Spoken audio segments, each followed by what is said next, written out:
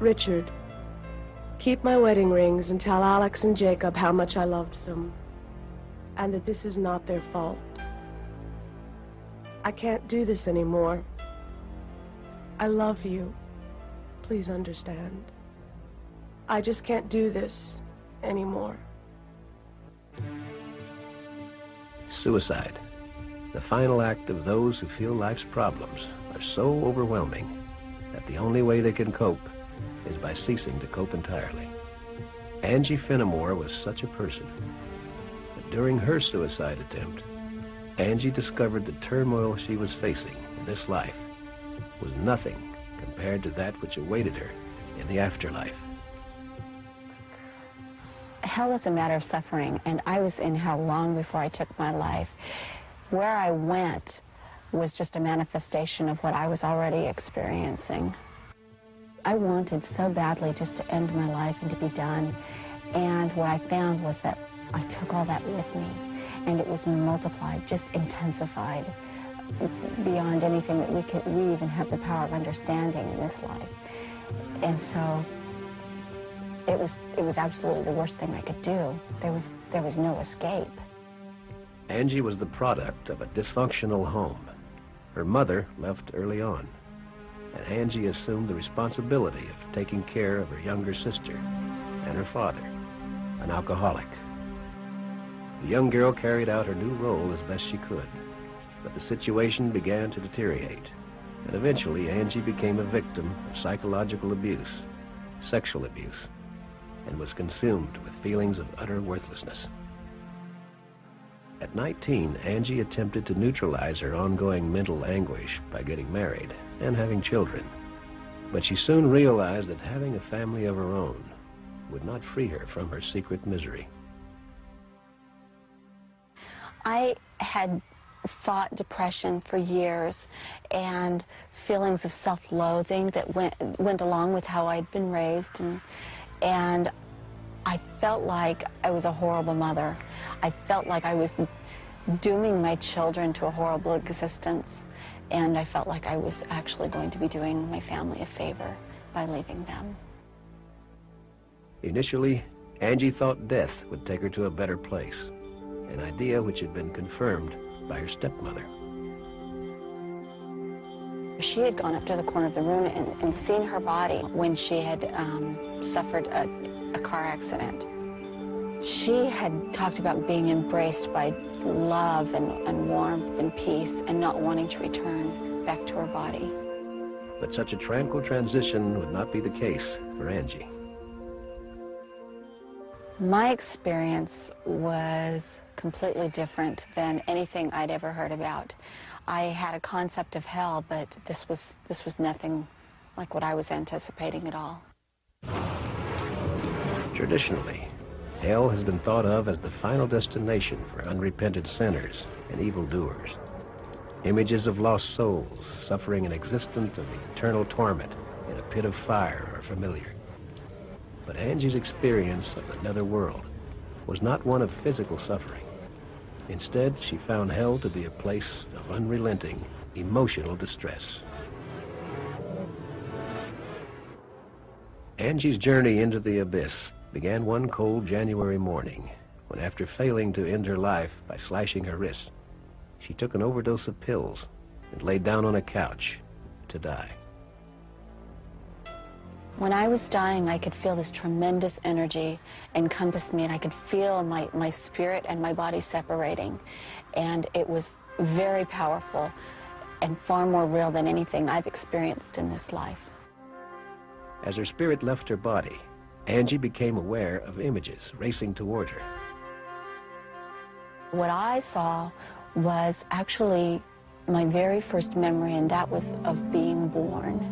And I saw my mother looking at me and cradling me, and then I went through every moment of my life just exactly as I had lived it, only I felt everybody's feelings. I felt it from everybody's perspective, and I had a completely renewed understanding of what my life had been like and what my parents had really been like and what they were trying to do. And I found it very interesting that my mother was such a significant part of my life. I'd forgotten most of my memories with her because she had left when I was 9. And most importantly, I think I understood that she loved me. As Angie continued to look back on her life, she began to sense that she wasn't alone. I could feel a presence with me. I could feel a person with me. I knew he was male, and I knew he was viewing my life with me. Eventually, Angie's review of her life ended, as it began, with her suicide. I went all the way to the point where I was lying there on the couch, and at that point I was surrounded by darkness.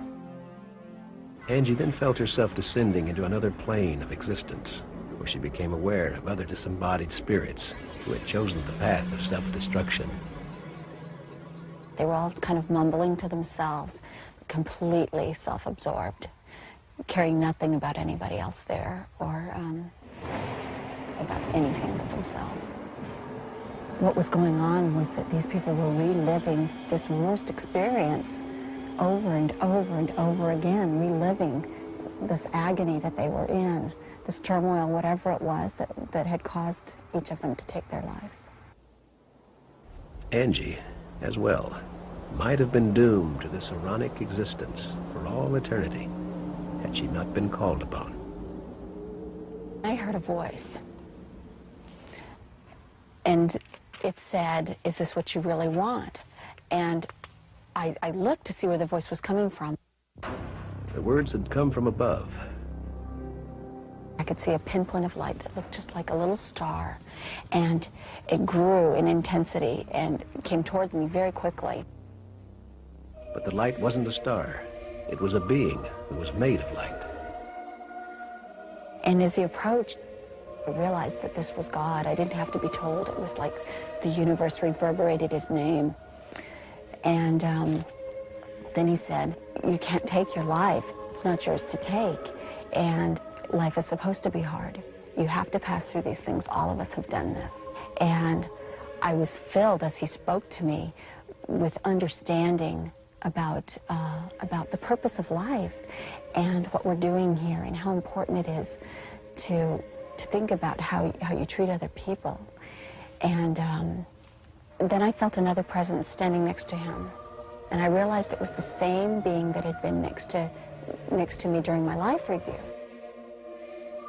Though Angie could not see this second presence, she sensed an inexplicable connection with him. I could feel this incredible love and peace and compassion coming from him, and pain as well. And I knew that this was for what I had done. And then I heard him say, and I still couldn't see him, but I heard him say, "Don't you understand? I've done this for you." And when he said those words, I understood that I was in the presence of the Savior of the world. And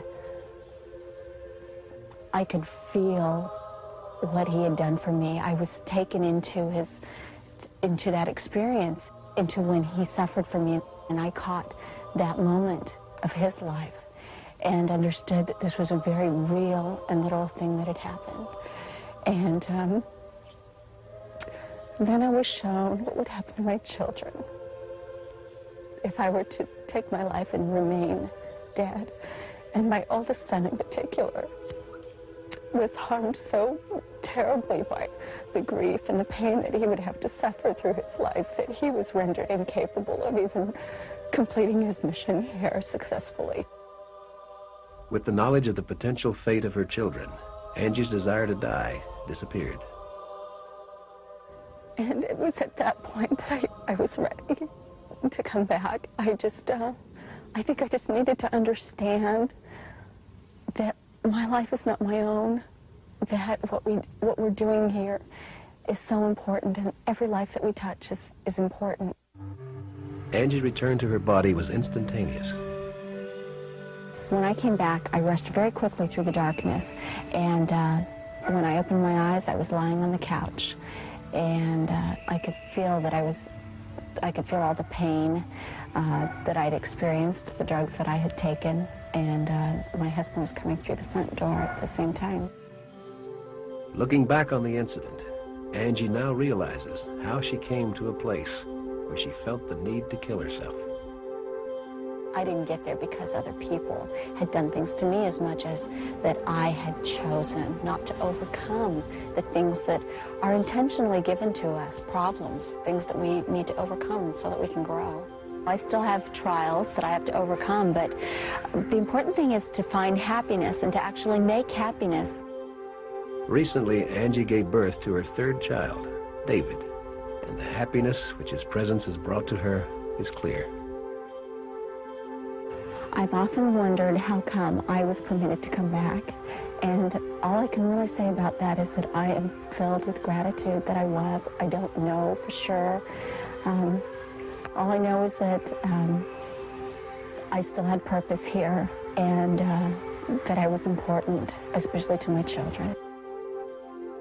In her book, Beyond the Darkness, Angie chronicles her most amazing journey and details the information she was given about a scheme to land us all in hell. One of the things that I was told is that there is a being of darkness, that he's very organized and that he has concourses of dark angels that assist him, and their main purpose is to thwart the plan of God, to direct those of us who are here in mortality to do harmful things. But because of Angie's harrowing experience, she knows she can avoid the plans of the Prince of Darkness by living her life in the light. And by doing so, her life has improved immeasurably. Yeah, life is great, and being in the light is wonderful.